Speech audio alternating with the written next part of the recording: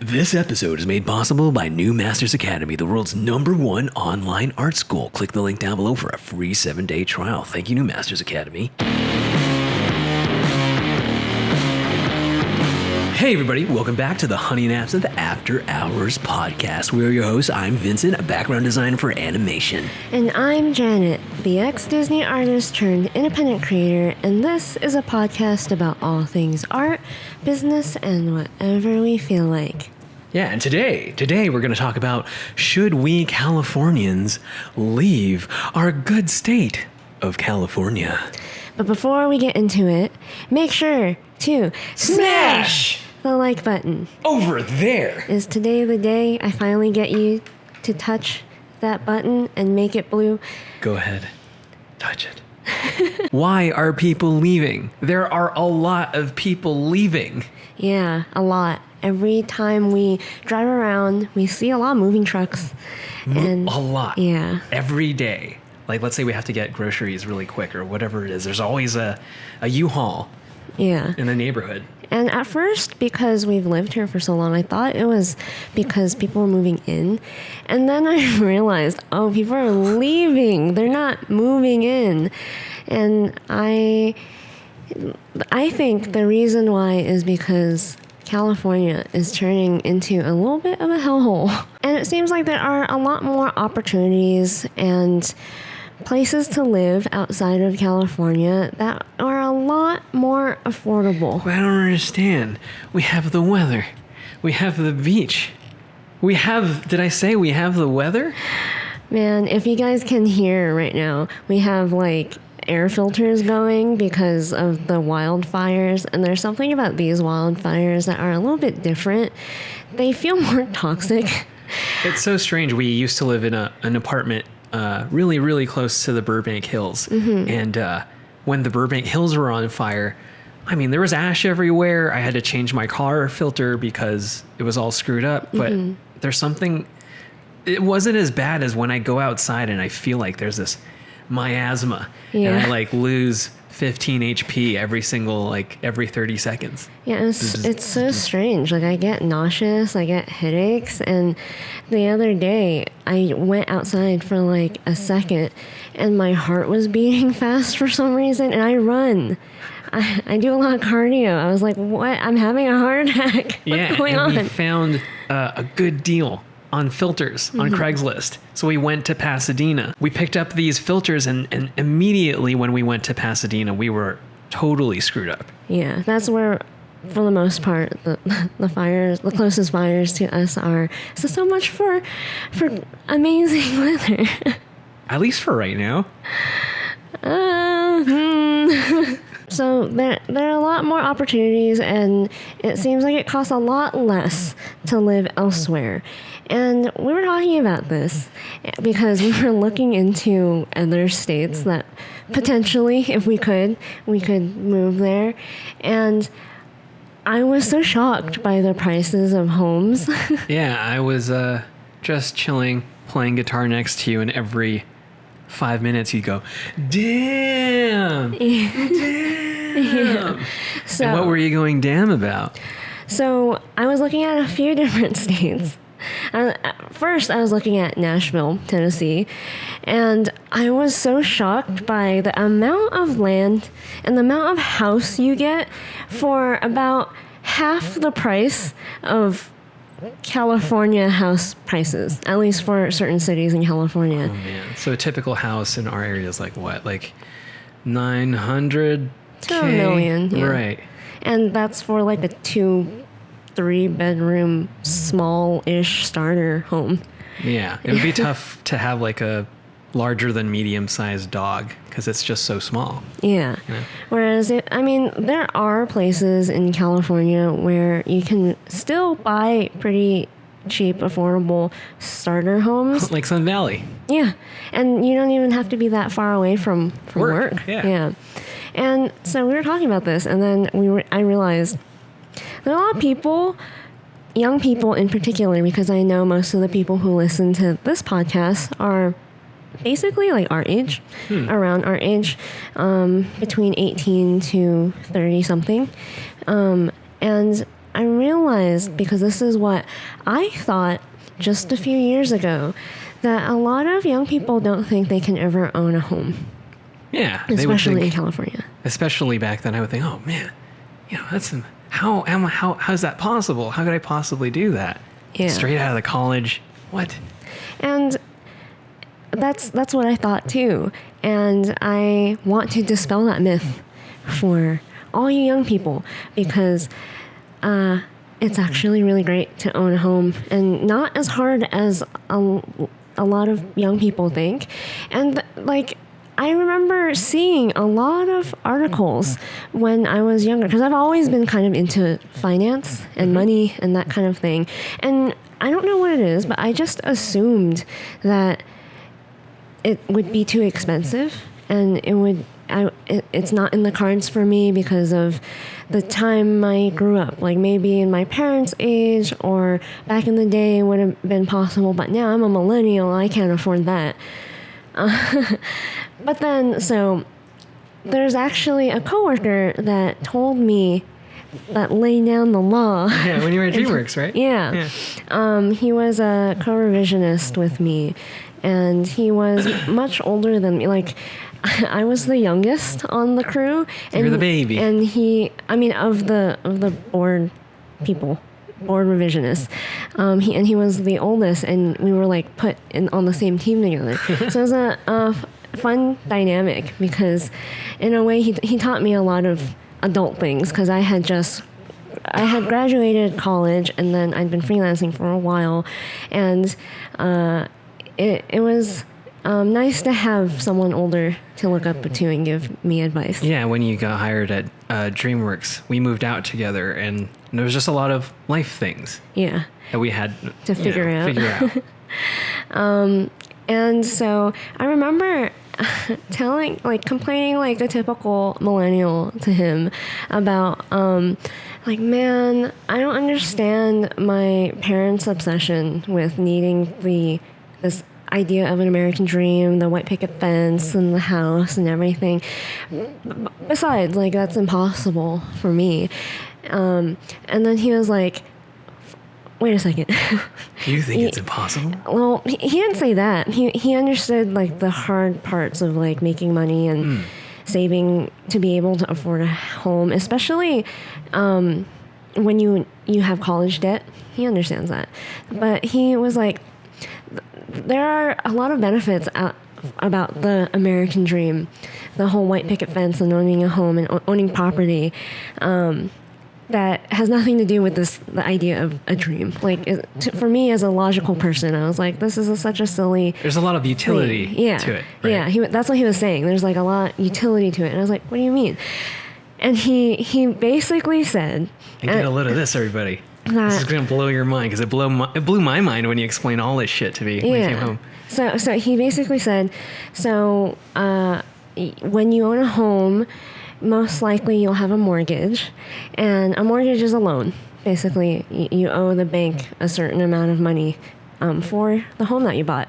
And when you have a loan, there's interest. They collect interest on the loan. So if the example I like to give is if you ask me for $10, I'd be like, okay, but if every day you don't pay me back, you owe me $11, and then the next day you'll owe me $12 or whatever. So that's interest. That interest is tax deductible, and which means the amount you're paying for your mortgage, which for a lot of young people who don't understand, it's kind of like paying rent. It's like you're paying for you're paying a certain amount of money to live in the place. Remember, you don't buy the house all at once. Yeah. Yeah. You buy, you put a certain amount of money in, and then you have the mortgage and you pay the rest of it off. Yeah. Like rent. Like kind rent, of.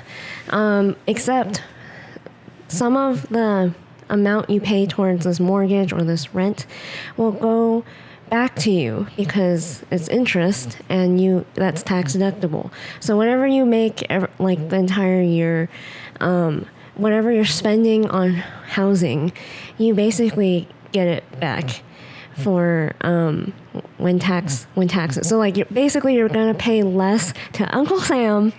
You keep more of your money, your hard-earned money that you make.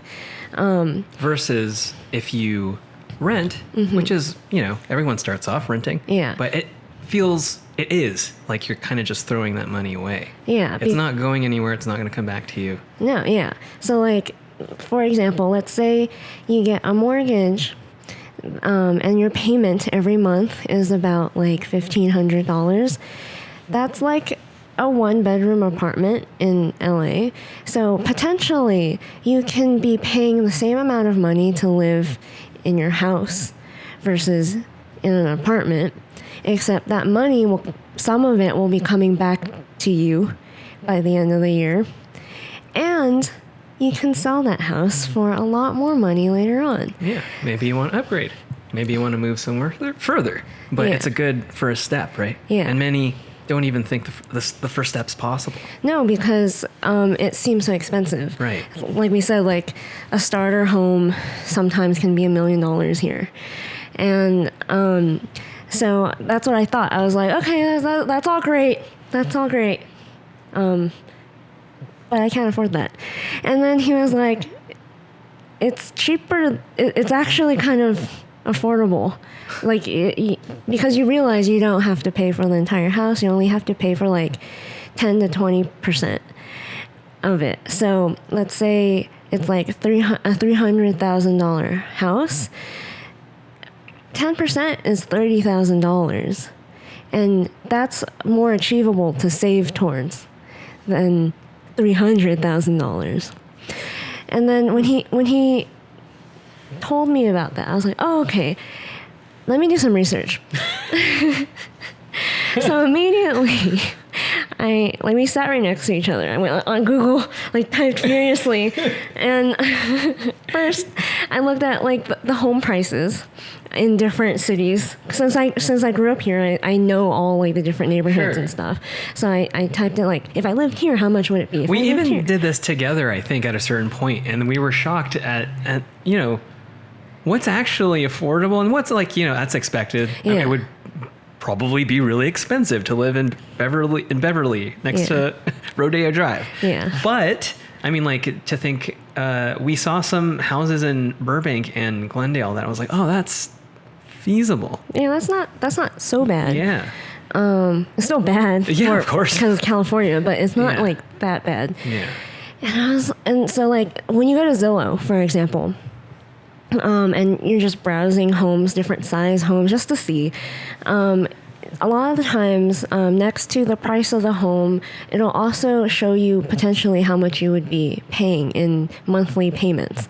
So I saw like a lot of homes where I was like, that's the same price as a 2-bedroom luxury apartment. Yeah.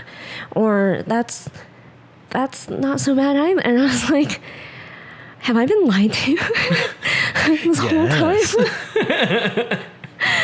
So, like, especially when the smart thing to do, too, when no matter what industry you're in, this is a life thing, you should try to save up a 3 to 6 to, at this point, a year-long emergency fund. Explain how that works. So, first you need to know how to budget.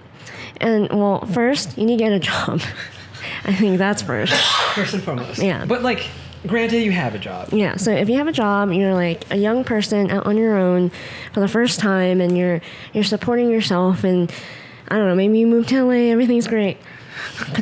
Kind of.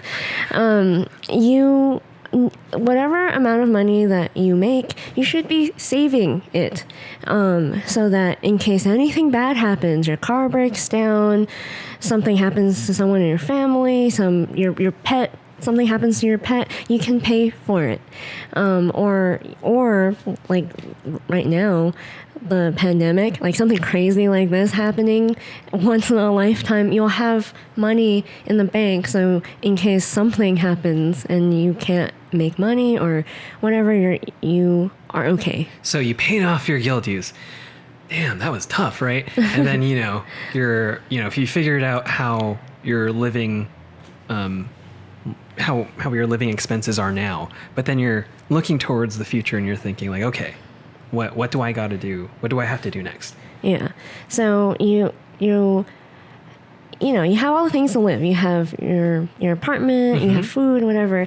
And you figure out every single month, how much do I pay for everything? Let's say it's like $2,000 a month.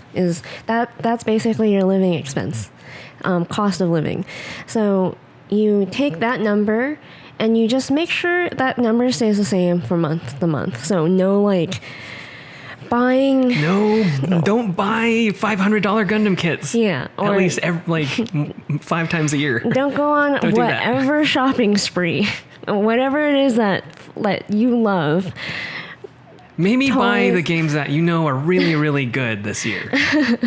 And buy them used. Yes. Wait 3 months. I mean, what's 3 months? The game's probably complete by then with all the patches and shit anyway. Yeah. And for all the girls, those shoes, they'll go out of style in like 6 months. Yeah. So don't be spending your money like on crazy things, even if you have a lot of money. Treat yourself once in a while, though. Yeah. Oh, jeez.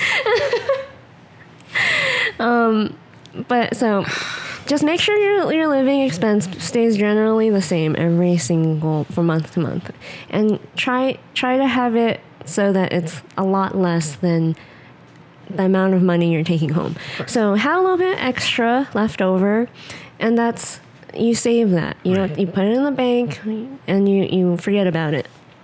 And what you're supposed to do is you multiply your living costs for however many months you want to save for. So let's say you want to save a year. Let's say you live on $2,000 a month. Multiply it by 12, and you get $24,000. $24,000 is your 1 year emergency fund, which means if you get laid off or something happens to you, you have an entire year where you don't have to work, or at least you don't have to worry about money for an entire year and take care of whatever it is you need to take care of. And that's your emergency fund. And it's also really good to have that as what I would like to call fuck you money.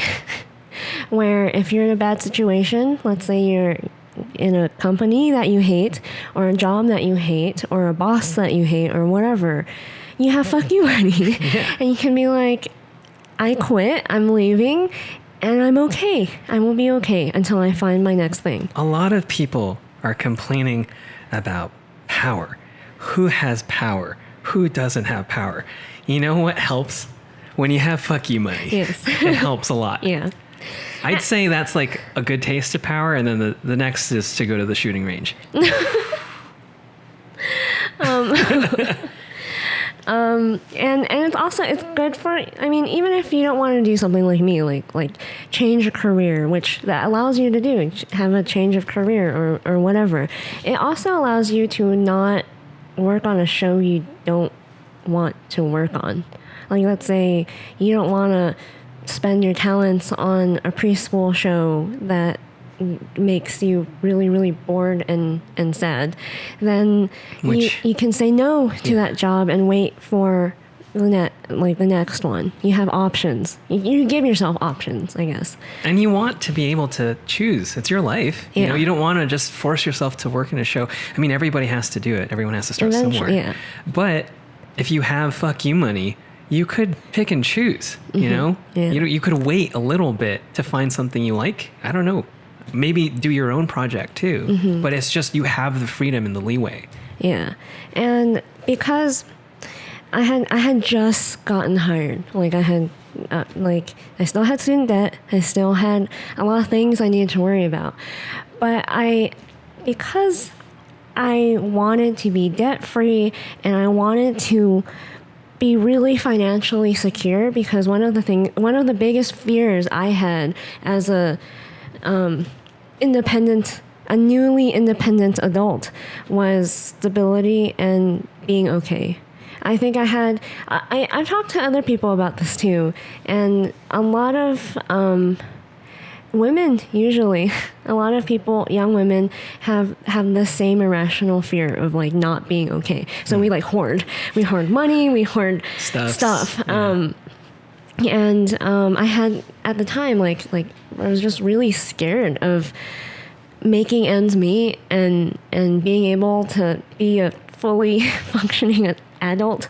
And so I had calculated in advance how little I could live on, how few niceties that I could give myself, and how much I could save and put towards my student debt to be as debt-free as fast as I could be. And explain to the audience how hard your parents penny pinch.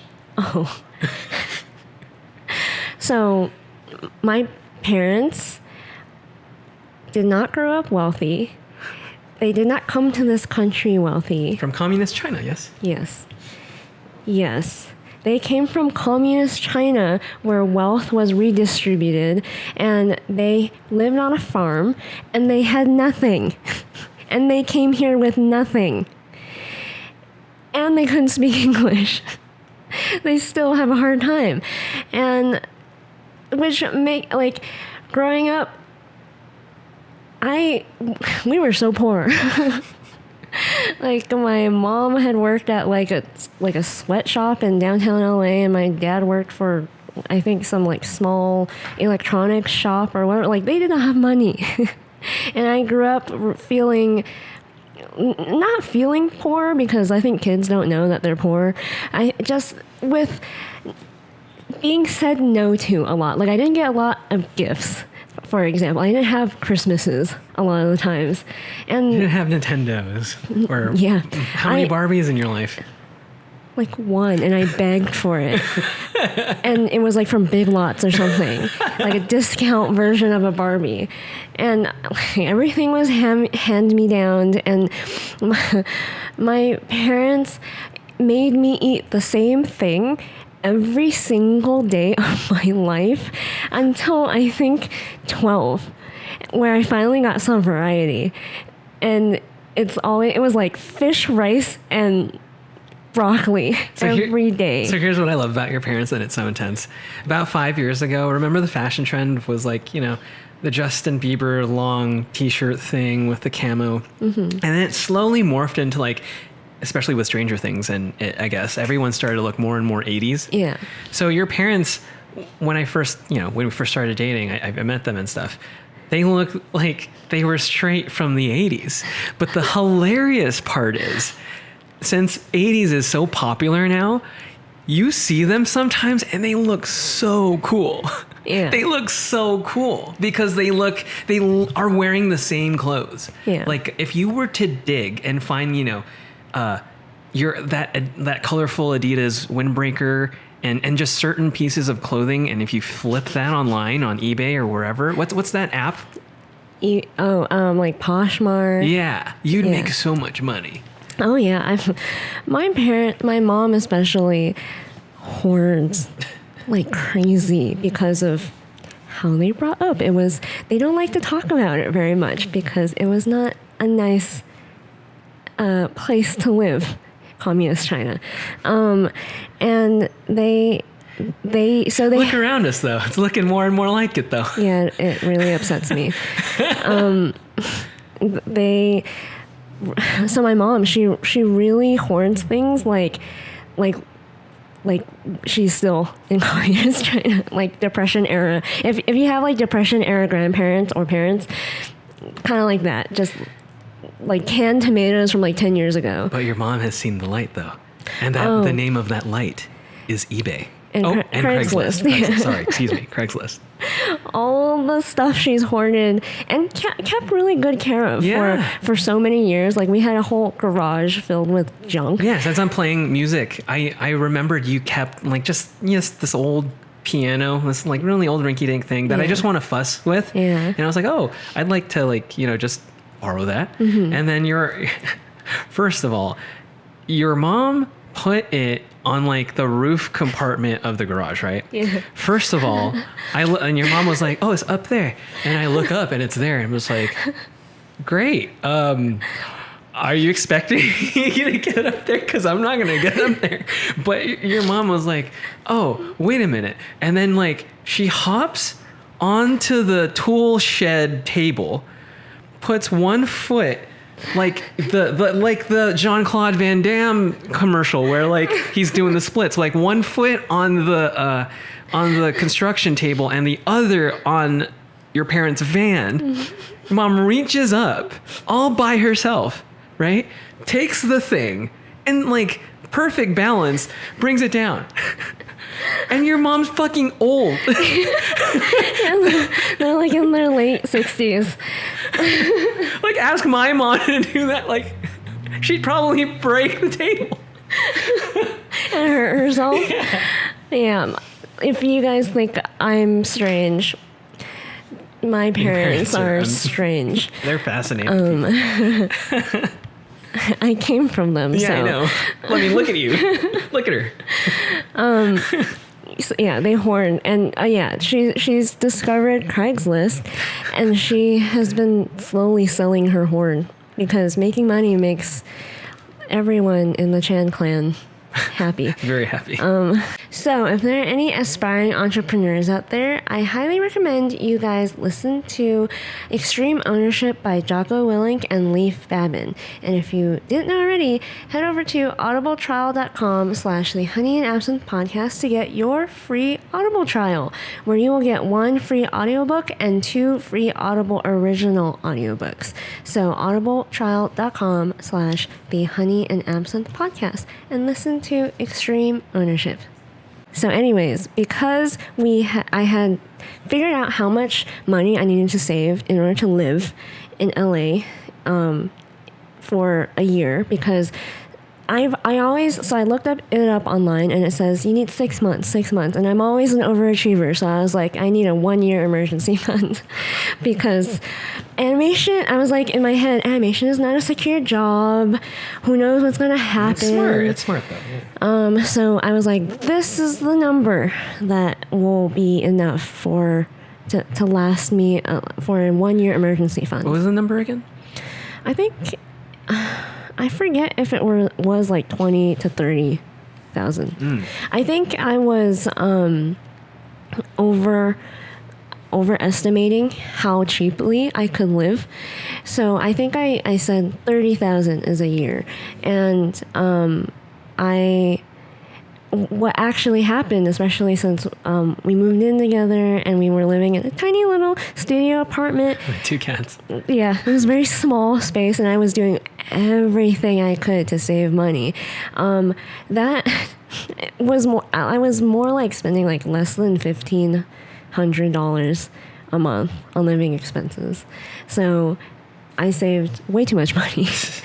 But I was like, okay, so I calculated if I could save as much money as like every single paycheck, if I only spend a very tiny amount of it, how fast could I get to my 6 months to a year emergency fund?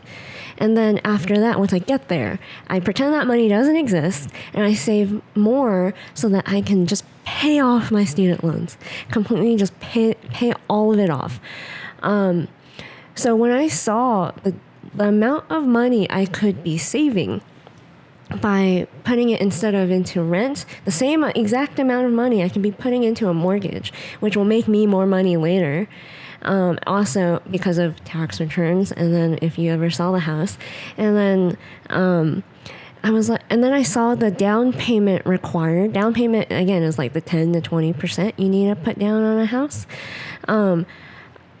So like I said, 10% of a $300,000 house is like $30,000, which was like the same amount as my 1-year emergency fund.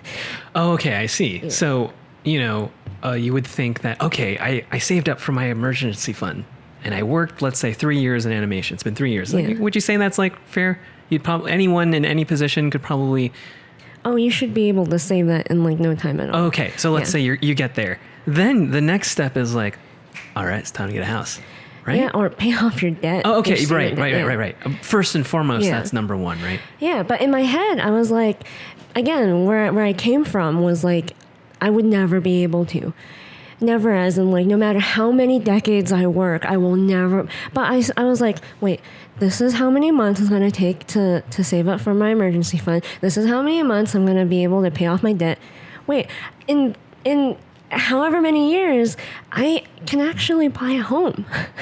That's immediately where, and then it's like playing Monopoly with your money, like being like on, like with cheat codes or whatever. It's just like you're just making money with your money. And so I was like, oh, I think I have been lied to my entire life. This is how I win. This is how I win at life. So that is, so there are neighborhoods that are really expensive in California, especially in this like LA area. For the most part, you won't be able to get like a 2 to 3 bedroom house for less than $500,000 at this point in this area. But that's what I thought. And then I would look at like Sunland or Sun Valley, and which, if you don't know, it's sort of like past Glendale, a little bit more to desert-y area, and there's not a lot of houses there. In fact, lots of ranches and things like that. Yeah. Or I would just like, if I wasn't super picky about where I wanted to live or whatever, it would be much cheaper. And so I was like, oh, okay, that's something to like keep in mind and to work towards. And so this past weekend, when I was like really considering the idea of moving to a different state, specifically like states with preferably no income tax, because here in California we get taxed like crazy. We get so much money taken away from our checks every week. It's really upsetting. I remember the first time I had my internship at the theme park design company. I don't know, this is really ridiculous, but the first 5 checks, it would just bring so much joy, because it's like, oh, it's my first time, so I have a check. This is amazing. And I would I'd lock myself into the bathroom and open up my check. And then I'd look at the income tax every time, and I'd go, man, that's a lot. That is a lot. Yeah, compared to, like, you can see how much you were actually supposed to make, and then how much you were actually bringing home, and you can do the math in your head how much they're taking from you, and it just to you, it just feels like it just disappeared. Right. For the younger audience, it's basically like, okay, you agree with, let's say, your employer, your art, the person hiring that, like, okay, I'm going to get paid this much. Yeah. Let's say your first job, you're lucky enough to get paid $30 an hour. Amazing. Yeah. You don't get $30 an hour here, especially home. Yeah. You probably get like 21, 22, right? Something like that. Something like that. So yeah, it'd be nice to not have that taken off of our paychecks every single week. We have the guild dues. Uncle Sam. Yeah, so like when you first rent or mortgage, god damn. Yeah. And so I was looking at like Nashville, Tennessee, I was looking at Texas, and I was looking at Arizona, because we really liked it at Arizona. When we went there, we really liked it. Yeah.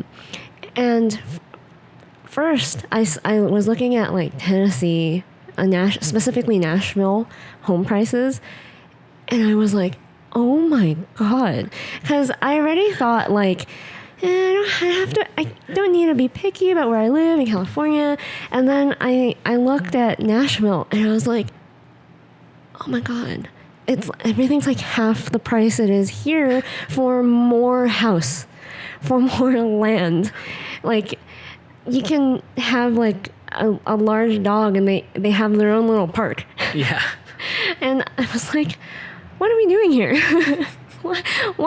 Why? And then you go like, oh, that's why everyone's leaving. Yeah. I was like, first of all, the ones who can leave, or have no choice but to leave, because again, California's turning into a hellhole. Right. Okay. So there's like for lease signs everywhere. Yeah. Everybody who works in animation, just drive around for 15 minutes. You will find at least 25 for lease signs. Sometimes I feel like people in LA don't look up. Yeah, they're barely looking at the freeway while they're looking at their phones. Yeah. I see you. I see you. So I don't know how many other people have noticed what a sorry state LA is in right now. It's really pretty sad. It's crazy. I started skating, right, when I was like 15, 16, and I would skate around, and it was on its way to getting really nice. Some would say gentrified, but like, you know, I would feel comfortable skating and not get mugged. Yeah. Been mugged before. Yeah. But like, it was really getting better. And as I went to college, it got really good. And then just seeing places, and I'm like, what the hell happened? Yeah. Like, so like specifically, like there's this area of downtown LA that I saw slowly get nicer and nicer because all the businesses were like cleaning the certain area up. And then now it's scary. Like it's legitimately really scary. So I needed to get this drum machine from this dude in downtown. And then I was like, okay, we need to be really careful. Because like, we just need to be really careful. Yeah. And as soon as I said that, I saw a dude roll like some sort of ball. Round thing? Yeah, some round thing, and trying to get it to go into the bus. Yeah, underneath the bus. Yeah. As if he like scores points if he gets it through or something. And he does it right in front of us. I'm trying like to drive. literally a second after I go, we need to be really careful. I'm like, like I swerve or I try not to swerve because I'm like, these streets are one-way streets and they're really tiny and there's and I was just like, why? Why would you? Are you bored? I don't get it. Please move. Please. Yeah. I'm just trying to get a drum machine. Yeah. And so like it's crazy. And but also like almost every single town that is like surrounding this like animation Hollywood center doesn't look so good. Like Burbank especially, there's this one street, their entire length of the street, like for blocks, just every single building has for lease signs on it. Yeah, Longtime Deli right next to Cartoon Network just closed, and that thing has been there forever. All the like lots of industry people would get coffee and breakfast there and draw on the walls and shit. It's crazy. Things that I thought would never, our favorite restaurants. And it's really great. Also called Delicatessen in Pasadena, Japanese food. You get little bento curry boxes and things like that. That closed. That's man. Yeah, sucks. And I saw recently Yelp had announced this statistic that 60% of all businesses on Yelp have closed permanently. And I see it. I mean, I can kind of, like, I buy that it is 60% because I can literally count, like, how on this one street, how many of the businesses that used to be here that I used to love to go to are gone. And they're not coming back anytime soon. And again, as an adult who understands how taxes work, that's not a good sign for the health of your city. Because if the city can't collect taxes, everyone still living in the city will suffer. Yeah. Yeah. Taxes too. Now that we're on the topic of it, we pay a lot in taxes. Like a lot. We have taxes for everything. And they're really expensive. Like we have a gas tax that is raised like what feels like every single year. Like when we went to literally any other state outside of California. Oh, when we saw the gas prices, and especially in the towns between us and Arizona, it was insane. Or Nevada, like everything. Gas is so cheap. You can drive forever on like gas is what I would expect to pay like 10 years ago in other states. And I'm like, man, that's a lot of money you're saving alone. Like, man, since I told you guys, I lived here all my life. When we finally went to a different state, because like I would go to Nevada a lot because I have relatives there. But when I went to Arizona, I was like, oh, this is like a different planet, man. This is insane. Everybody's so nice. Yeah. So nice. Yeah. And everything seems to be so much more affordable. There's so much space. Yeah. The skies. I can see the hues in skies I don't normally see in California. I'm like, look at all that green in the sky. That's so bizarre. It's so beautiful. And you know, we both grew up all our lives in LA when we went there, and we were like the saturation's like turned up like 30 notches. Yeah. So it's like crazy. So you mean smog isn't normal. You mean there's a shade of blue of the sky I've never seen in my life. Yeah. Oh man, I'm looking at the sky right now. It's like this grayish, 30% grayish, barely blue.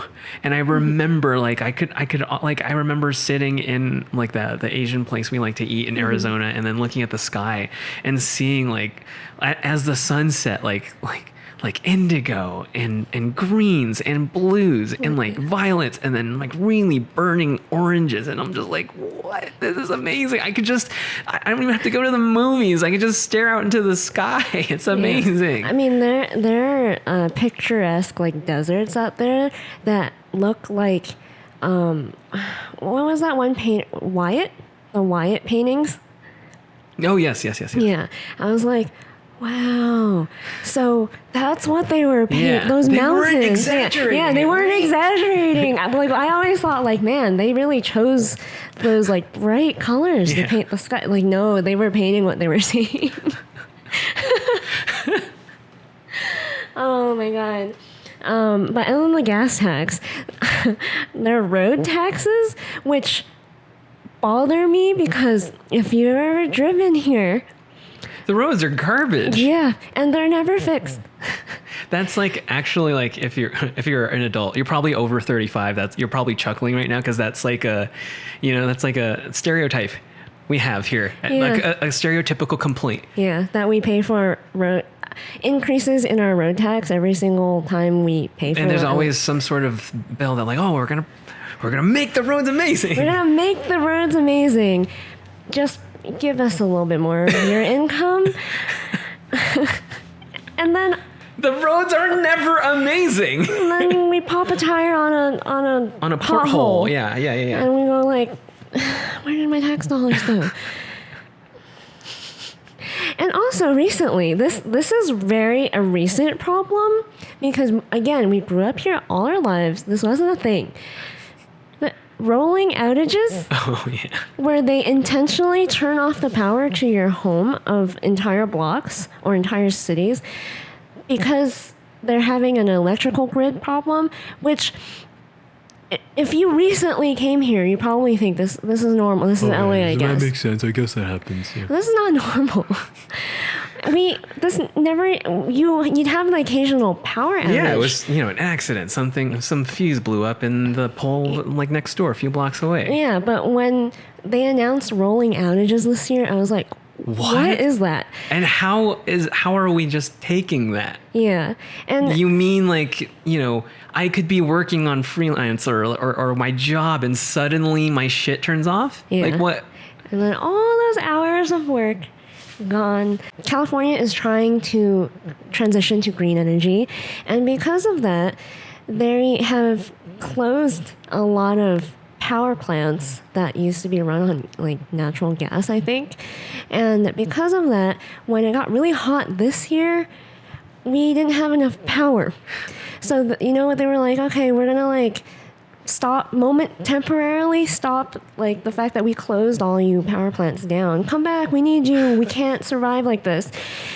But when you close an entire business down, you can't just be like, okay, start up again. So we had rolling outages, and we pay a lot. We pay a lot for utilities and bills and like all the fees associated with that. And I was like, why do I pay so much to not have power? Yeah. Because it's not... In our area, we pay so much for water and power, but they don't give us power sometimes. Yeah, and I go like, but you're still taking my money every day that you're not on, though. How is this fair? I paid for this and you're not giving it to me and you're still taking my money. Oh my God. So yeah, taxes are a really big problem. And I realized not only I can save money on everything across the board if I leave this place. We could just... Remember I would talk all the time, I just want to fuck off into the mountains? Yeah. We could do that. Yeah. That could be our lives together. And then I don't know, we put like cameras and stuff, and then you can do a streaming thing. I don't know. But then Yeah. I just want to make stuff all day long. Yeah. That would be so amazing. Yeah. So what I compared was in California for like a starter home or whatever, you'd probably pay on average like to high like $3,000 a month. In all these other cities and states that I talked about, you can potentially be paying like less than $15,000 a month. So I was like, oh, so you mean all the money I saved from working in animation could last me like 5 or more years somewhere else? How much would we be paying in mortgage if we were to live in Nashville? So I was specifically looking at 2 to 3 bedroom homes, very like modest starter homes. Right, we for don't a need too small much. family. Yeah. And I was looking specifically at $300,000, highest $350,000, with a 20% down payment. And if you do all that math, on average, your monthly mortgage payment will be around like $1,400. Ooh, That's like a studio apartment in LA. amazing. And you get Like again, a little studio apartment like ours. yeah, and you get like a lot of house and a lot of yard. You get like So much house.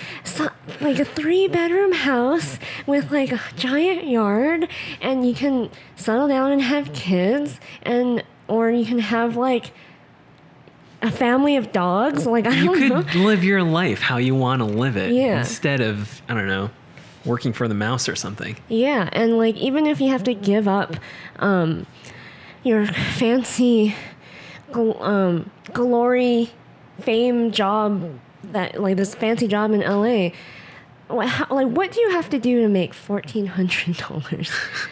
Like there are some months that I have made more than $1,400 Just already on Honey and Acid. Yeah, like it's not stable yet by any means, but eventually. But we just started. Yeah. Like, and like, let's say I take up a teaching job, or like I freelance a little bit or whatever. Like that's nothing. Yeah. I was like, wow, I can have a great life somewhere else and not here. Yeah.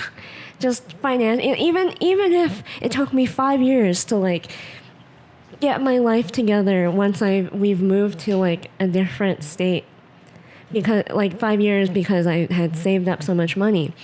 That's a lot of time for me to figure out how to get $1,400 a month. Oh, yeah. It was both upsetting to me, But kind of exciting. but upsetting because I predict that our economy and everything that's happening right now is not going to get better in the next, I want to say, 2 to 5 years. Like this, people are treating this like it's like no big deal. Again, it seems to me like people in LA don't look up, don't look around them, and don't mourn for everything that is gone. Closing. Yeah, it's gone. Yeah. But I do. And you don't understand how much effort it takes to build a business, to do all these things. And I was like, these businesses aren't coming back anytime soon, which means these towns aren't going to be healthy in a very long time. All these apartments that they were so in a rush to build, no one's going to live in them. And all the smartest people Are leaving. Like both, people, influencers, famous people that you know on the internet. Average Joes who just know better. People, yeah. Yeah. Or people who literally cannot afford to be here anymore Yeah. because they lost their jobs, or they see that like, oh, no business equals no job. So I can't live here it was so expensive. So I gotta go somewhere else. And they have no choice. And so I'm seeing all of this, all of like, again, like I'm an INTJ. I think like 20,000 steps ahead. I'm like, that's a really smart decision. Why am I not leaving too? Like, I need to not be here. But then, of course, it's because, like, Yeah. Your job. My job. Yeah. My job. But who knows? Who knows? Who knows? Yeah. If you said, fuck this, let's go, I'd say yes, let's do Really? it. Yes, of course. It's really scary. So I don't care. Like I see what's happening here too, and I say all the time, I love this city, but it's just like it's sad. Yeah. It's sad to like see the places I used to skate turn into what they're into. Like what the fuck? Yeah. You know? It's not a pretty sight for people who love this town and Yeah. grew up here. Yeah. Speaking of Californians who keep their head down. Oh, yeah. So I've noticed as a really frugal person that a lot of people in LA are really bad with their money, and they spend too much. Specifically, I'm talking about people who aren't from here, who move here to find their dream of becoming an actress or director or whatever. I feel like a lot of people, especially in animation, because, I mean, that was the industry that I'm most familiar with, seemed like they spent money they did not have to live a lifestyle that they thought they needed to live. Right. In That they LA. thought we were living Yeah. as native LA people. Yeah. And I find it so bizarre. Yeah, so a lot of people that I worked with lived in these luxury apartments. And, like, it's not like they could afford it. In my opinion, they can technically afford it, but it's like you're not saving that much money if you do choose You're to like live there. living on a tight string, you know? Yeah, because you choose to live in a luxury apartment, which, if you've ever been inside any of these, they're not that nice. Whatever. Yeah, You know, they're like the quality of a Holiday Inn. Yeah, they're built cheaply. Yeah. And yet they charge so much for Yeah, it. it's funny. We had to have a place where we worked in our own home, and it's amazing. We went to choose tiling and stuff like that. Mm-hmm. And those tiles that I thought were really nice and very fancy and slick that I'd see in like hotels, they're not that expensive. Oh, yeah. They're actually really cheap. Yeah, the whole, there's like a market on like this modern aesthetic Yeah. in LA that's And really popular. it looks impressive. Yeah. But then when you find the source and, find the materials, it's not that bad. Yeah, it's actually made very, very cheaply. Yeah. And, these people who came here to LA and are really bad with their money, it translates to our guild, our animation guild. It's our union. Well, not your union. And there are a lot of problems I have with all of that. Because, for one, a lot of people think or would like to believe that unions solve all their problems. That, like, oh, they don't have to worry about anything. The union will take care of everything, your wage, whatever. The problem is, I really like to know where my money is going. And when you first get hired in animation, depending on the studio you work for, most of the bigger studios, even the smaller ones now, are part of the guild. And when it's part of the guild, it means you're basically required to join the guild no matter what. And there is an initiation fee that you have to pay.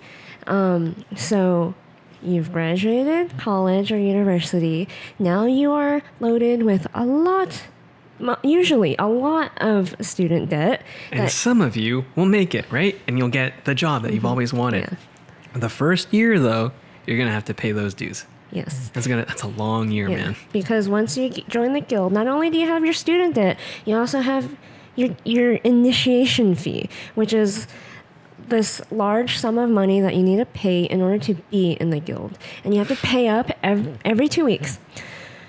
Or they get mad. Yeah. Oh, yeah.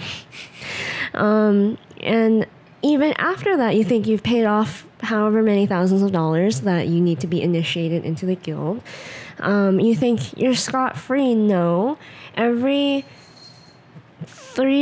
quarter, you have to pay dues, which is basically like if you've ever been in a fraternity or a sorority or any kind of club membership, it's like a club membership. You pay a certain amount of money to stay in the club. And if you don't pay that money, they kick you out of the club and they tell your employer and they like basically go like, pay us. So I remember getting hit with a giant initiation fee, and then also like reading the handbook, you get, you know, however many dues that you have to pay every few months tacked on top of that. And most people don't finish paying it off for like until after their entire first year of, it took me a year. Working. Yeah. Legitimately a year. So first of all, I was really upset that I suddenly had more debt. What it seemed like to me, more debt suddenly had to pay. You know, our teachers tell us so much shit about like how the industry is, right? I don't know. There wasn't a lot of talk about this shit. No. It would have been nice to know, you know? Yeah. It would have been nice to know. Yeah, I had no idea. I missed that talk or whatever. No one told me. Right. And so I was like, okay, this must be going somewhere that benefits me, right? Because it should be a good thing that I'm part of this guild, and like, so what benefits do I get from it? And I just constantly felt like I have no idea what I get from this. Well, you get the healthcare, you know, and you get like, you know, if you're in the guild, it's pretty easy to stay hired, you know, because you're a part of the club, you're part of the fraternity. Not all the time. Good team player. I had a coworker who their first job was great. They got their first job and they had that expectation of like, oh, I'm in the guild, it should be easy to get my next job. Had a really hard time getting their next job. I think like a year or two between jobs. And that's just the reality. Just because you're in doesn't mean you're in. You still have you have to have some semblance of fear of losing your job until, again, you save up that fuck you money. Yeah, you can't just say, oh, everything's going to be fine. They'll take care of me. They do not care. They don't care. They don't care. Yeah. You're just a cog. You're just labor. They would replace you with a robot. Oh my God. How many people graduate from art school every year? Yeah. Come on. I'm going to work until the company decides, like so many people, especially during the DreamWorks acquisition, that you're going to be replaced by these fucking kids straight out of college. Well, I know you've worked here and you've had tenure or whatever the fuck it is. Like, you know, you have your pension and stuff, but so long. Bye-bye. Bye. Good luck. And it's just like, I look at that. Like, it's fun. We talk about this all the time where during you got hired at DreamWorks during the whole Universal acquisition. We saw so many amazing artists get laid off. Oh, yeah. And so many of the people we looked up to.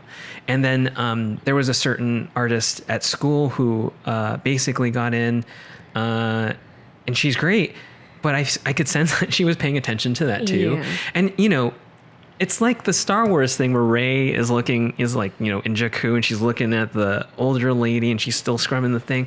It's just like, I can't help but like, that's going to be me though. Yeah.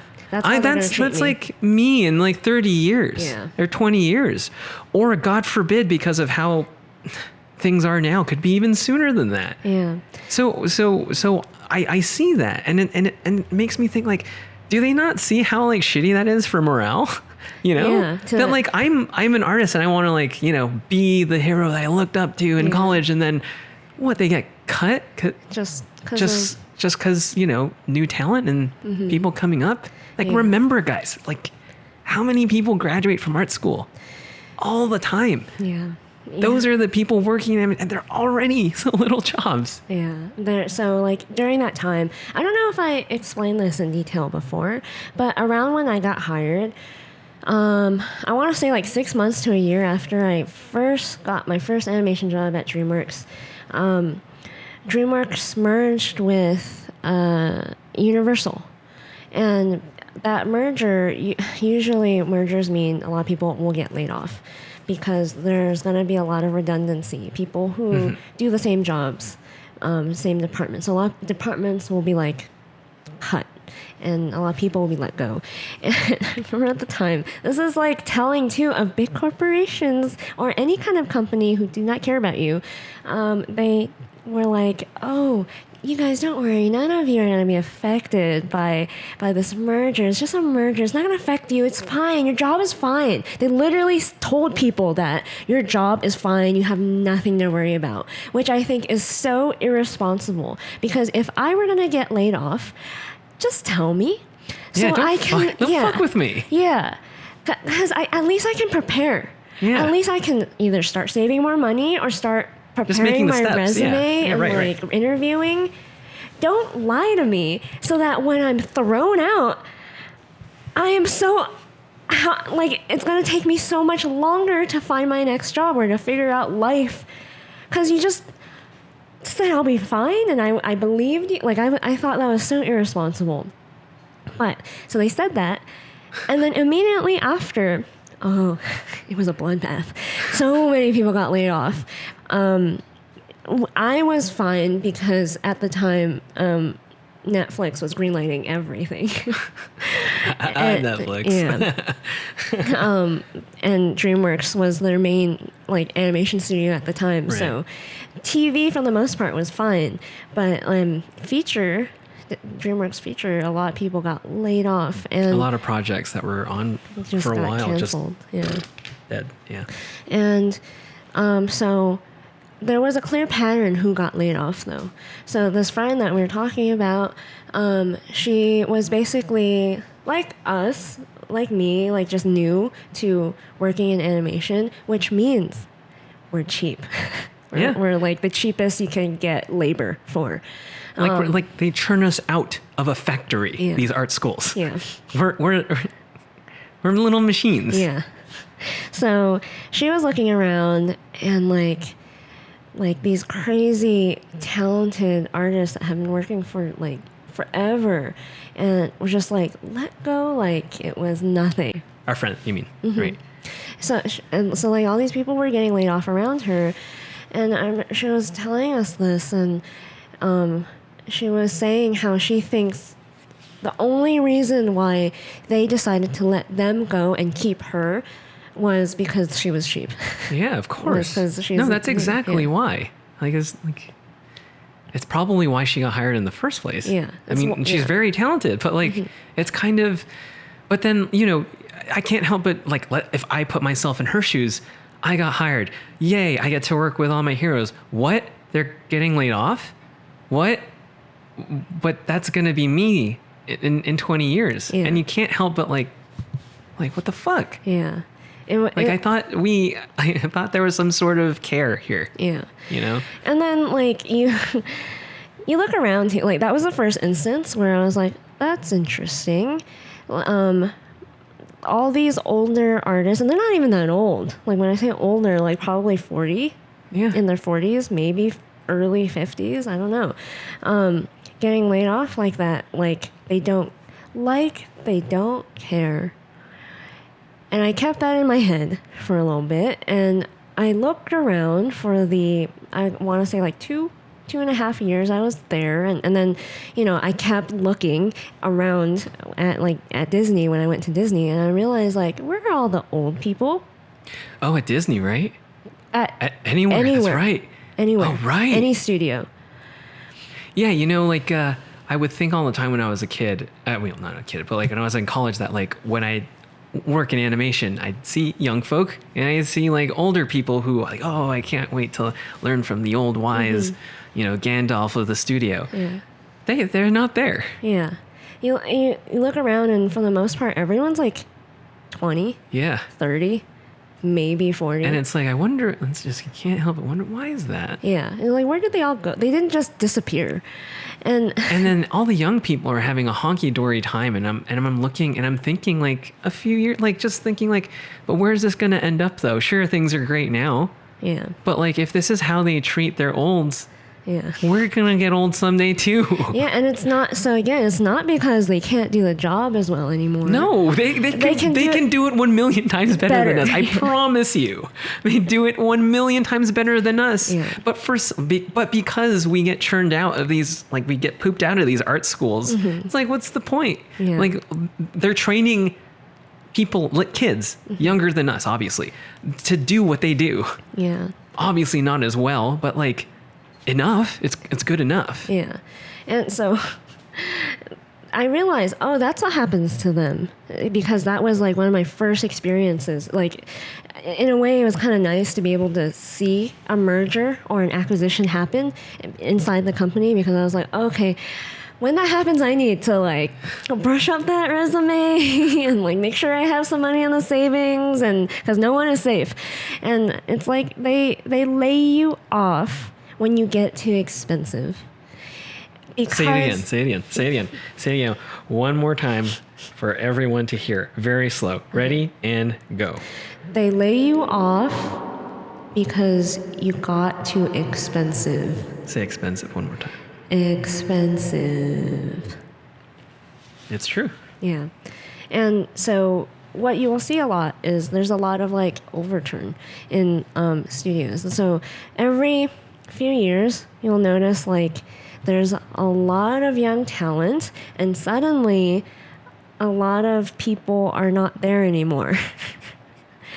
And then you go, where did they go? Yeah. Well, then they probably went to another studio. And then it happens again in that studio. And then where did they go? And then all of a sudden, people that you used to know, you don't know anymore. Yeah. So I quickly realized that like once I'm in like my 40s to maybe late 40s, that's kind of probably when my career will be done, because I would have gotten to a point where either I need to keep playing this silly game and keep trying my hardest to compete with young, cheap talent, or I go and teach, or I do something else with my life. Yeah. So there's that. But like, I make it a point to really talk to the older people as much as I can, the ones that I can find. The ones that are still there. Yeah. Because usually, for some reason, I get along with them better. I'm kind of an old person. soul. Yeah. And I want to gain their wisdom, because there's only so much I can learn from other people my age. We're all stupid, and we all don't know what the heck we're doing. And like, it's like the blind leading the blind if you're trying to ask each other, how do I do this? So I try to make friends with the older people, just to like, if I need advice or whatever, I can go to them. And there's one interesting thing that I learned. So we have this thing called the Guild Party every year. And again, I don't know where our money goes, and I think it goes there.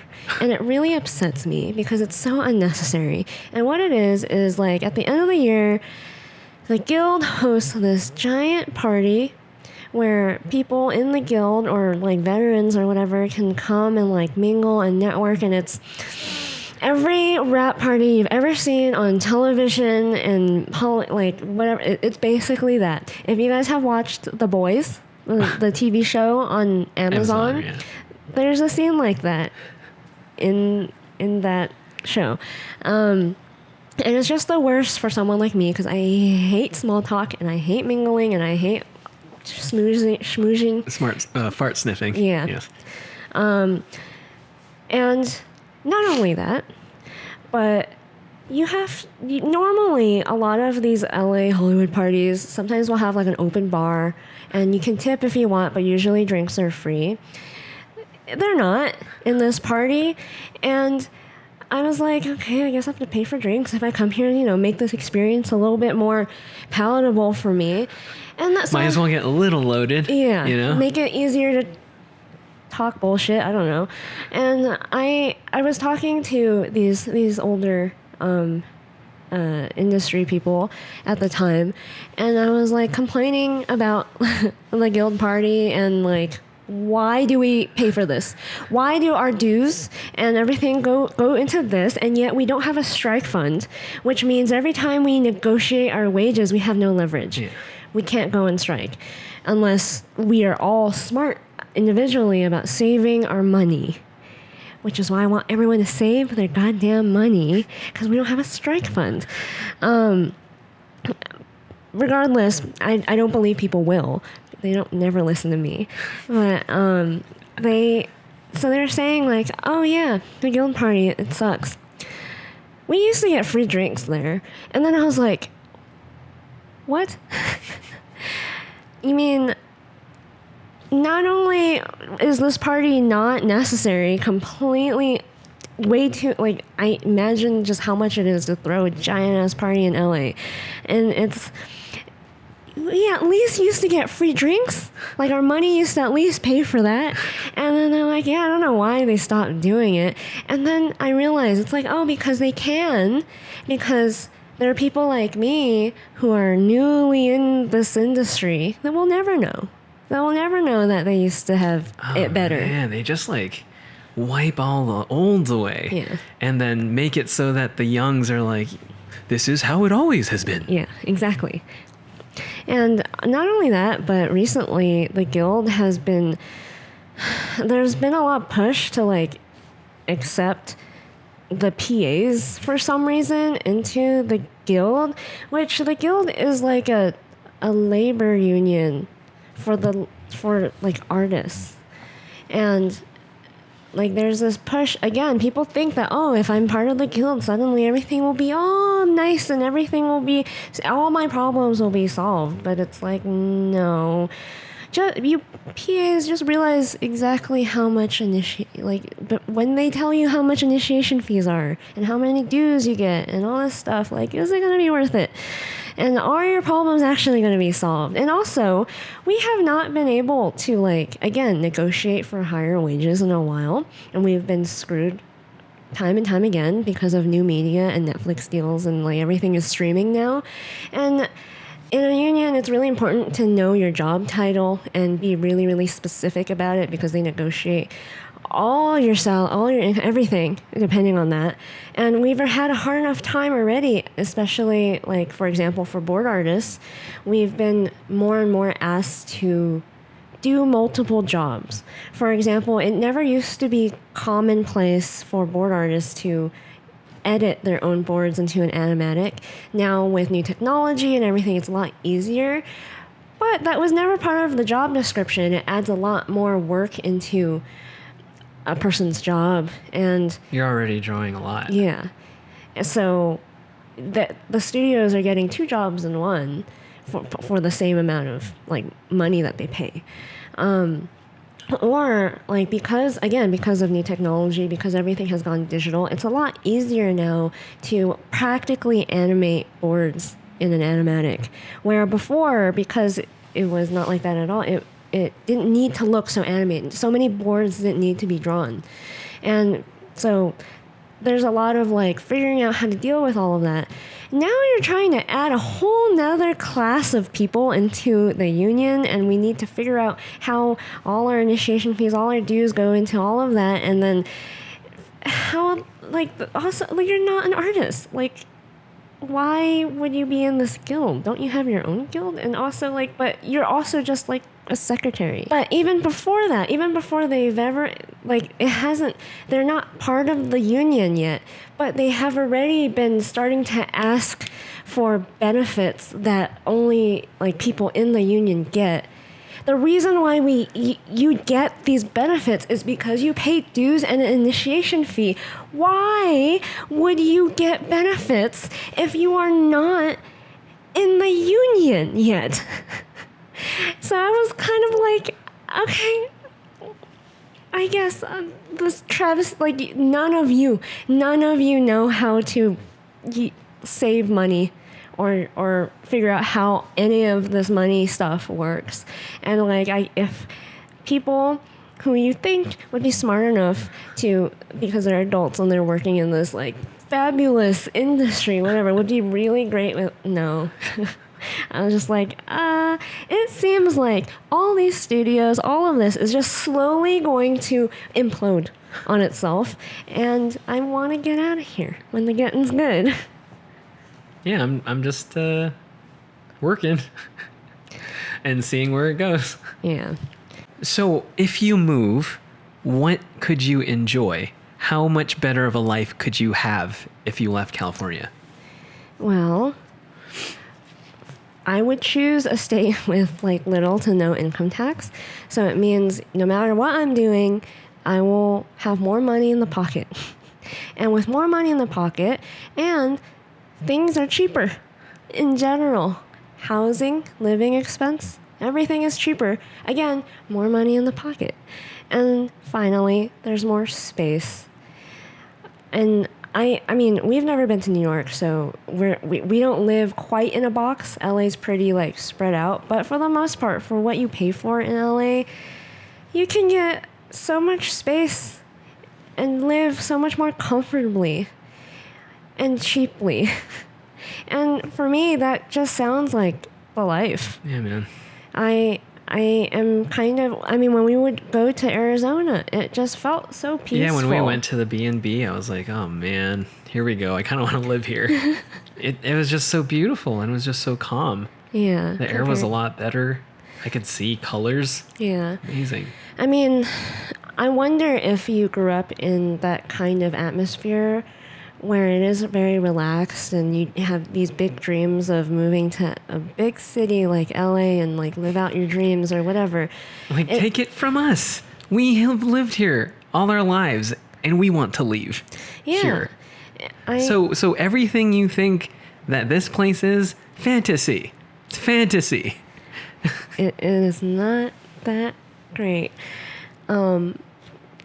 Meanwhile, we grew up here. We want that. We want like life to slow down and it to be a little bit peaceful. I remember like I think we were really stressed out the last time we went to Arizona, and the minute we were there, we just felt so like a sense of calm and relaxation that we can't, because the reason why people are like nicer outside of California too is people don't have shit to do all the time.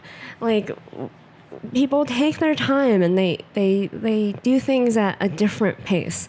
And there is something just so nice about that I was like, oh, I can see myself settling down, not in California. Oh man. Yeah, I would choose Nashville. I'm torn between Austin and Nashville, because Nashville has all of like, I think, the best musicians in the country. They're just beasts over there. Yeah. Like Marcus King and Parker Millsap and all these other people. And I just want to be in a hub where there are just creative people, and hopefully some of that awesome stuff by osmosis will just like transfer on to me. And I could just imagine how my art would improve if life just slowed down and I was just allowed to create. Yeah. You know? I think my friends growing up will find this amusing, because I always said this growing up. I want to be a hermit and live in the mountains by myself, and just that's the dream. And like, what is wrong with you? Why are you such a weirdo? And like, I still to this day, that sounds really nice. Yeah. Just leave me alone. Let me make my art, and I will be happy. And now time for recommendation. I guess I'll lead this one. I recommend this movie and musician. Listen to his music too. The Devil and Daniel Johnston. Daniel Johnston, indie folk singer, passed away recently. But I first discovered this dude. I was like 15. I was really into music. I would make little tapes because I was obsessed with Kurt Cobain. Mm-hmm. And one of my favorite things that Nirvana ever produced was they released Kurt's little tapes and little tracks for the most famous songs in its most like babyest stage. Mm-hmm. So I was really into that like rough cut stuff. And this dude, Daniel Johnston, would make these amazing pieces of music, would record them on a cassette tape, and he'd just play and he'd make art, and he was just like, to me, if I were to point out like who do I know who is really living the artist's life, I would say Daniel Johnston. Like, that is like, all he did was make stuff, which was like amazing, and it inspired me too. I remember watching the documentary and like really falling in love with his music. It's really like just charming and like rough around the edges, but really sweet. And then he would like draw on little cassette tapes, and I was already recording music on cassette tapes too. And like, mind you, this is like 2006. I could have done it on, I could have, made MP3, but I'm weird like that. Yeah. So I was making these tapes, and I would draw on them just like Daniel Johnston would. And I was just like super inspired by it. And then, time passed, and then I saw it was free on Amazon once. I'm not sure if it is, if it's still free, but I was like, you need to see this. This guy is crazy. Yeah. So I showed it to you. What'd you think? I was so inspired by it because he is by no means what you would call talented. No, I would call him talented, but like stupid talented. He's so good. He's so not crazy. what you would call a great musician. Oh, like, yeah. I mean, like what you would think is like, I don't know, Yeah. Ed Sheeran or something. Or, he is no Ed Sheeran or John Mayer. No. Yeah, he doesn't have the voice of an angel. He doesn't have like a whole lot of technique behind what he does, but he has so much creativity and talent, and he just makes. He just makes. And he just oozes stuff that he made himself. It's amazing. And I think the more content you consume, the older you get, the more you start seeing like things that all sound alike, look alike, and they all kind of bore you because it all sounds or looks really overly produced, and you get, tired of it. And you start looking for things that are more honest and true. And there's something just so there's a lot of honest about his music. There's a lot of people who like to flex, like, oh, I'm a great songwriter. I know how to play guitar really well. I know how to do all of this and that, and it's so ego driven. Yeah. There's something about this human being that was just so like, he couldn't rest with himself if he weren't making stuff. Like it was his happy place. Like it's all he could do. And to see somebody just like ooze out talent and just make things because he needed to really inspired me. And like you said, it's not like his music was, Daughters or Gravity or Whipping Post or Midnight in Harlem or something. But like, I mean, I guess it's more akin to like actually Bob Dylan. Yeah, yeah. Kind of just like folky, rough around the edges, not in like the lyrics don't actually fit in time always, that kind of stuff. Yeah. But like it's from the heart though. Mm-hmm. It's similar to like you said, Kurt's tapes. Yes. And I highly recommend that documentary. It's amazing, and like when you watch it, I hope it inspires you to make stuff. And listen to his album. There's a song I really like that you played the other day. Oh yeah, Story of an Artist. Yeah. Yeah. It's basically about our lives. Yeah. Yeah. Listen to that song, Story of an Artist. It's so nice. I remember just feeling feelings. Yeah. Listening it's to like it. relatable feelings. Yeah. Like and like if you're an artist if you relate to that song. It's a beautiful song. Yeah, it's like you'll find there are people, artists, creative types that are just so in tune with the world and how they see things, and like they make such honest observations about the world, and that's what I love. I think at first because because he's not like the most easy to digest musician ever or whatever, he's not like super pretty. He makes it in his little like room, garage thing, and I had a hard time figuring out this guy. When you first showed me the doc, I was like, this is a strange human being, and then by the end I was like, oh, I understand. This cult following that he has. Yeah. So listen to his album. Watch the documentary. All right. We hope you really enjoyed that. Leave a comment down below for how much you liked it or whatever. I don't know. Check out honeyandabsinthe.com to support this channel and buy our merch. I am currently wearing the Run shirt today. Yay! Check out our Honey and Absinthe playlist. We are available on Apple Podcasts, Spotify, YouTube, and I think wherever you find podcasts. And we'll see you next time. Bye-bye. Bye.